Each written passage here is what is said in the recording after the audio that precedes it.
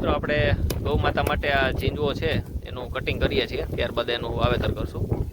આ રીતે આપણે 2-3 આંખનું કટિંગ કરીએ છીએ અને શેરડીની જેમ સૂતું જ વાવવું છે. ઝીંજવો સરસ પાકેલો છે.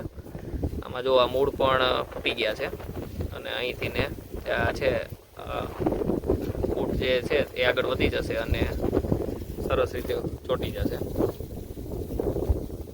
આ રીતનું 2 આંખનું કટિંગ છે અને સૂતું વાવવાનું છે, એ પણ આપણે આગળ વિડીયોમાં જણાવશું. મિત્રો ઝીંજવાનું આપણે આ કટિંગ થઈ ગયું છે, ત્યારબાદ એનું વાવેતર કરીએ છીએ. આ 72 ઇંચનું આપણું પારિયું છે, એમાં 4 ચાસ નાખેલા છે. 1, 2, 3, 4 અને એવી રીતના જો આમાં ઝીંજવો આડો પાથરી દેવાનો શેરડીની જેમ અને ત્યારબાદ આ રીતે ધૂળથીને ઢાંકી દેવાનું. અહીં વાવેતર થઈ ગયું છે,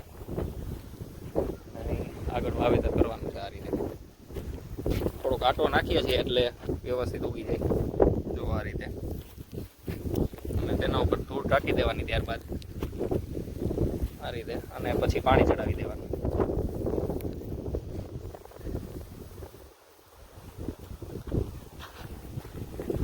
કટિંગ કરેલો ઝીંજવો છે આપણો.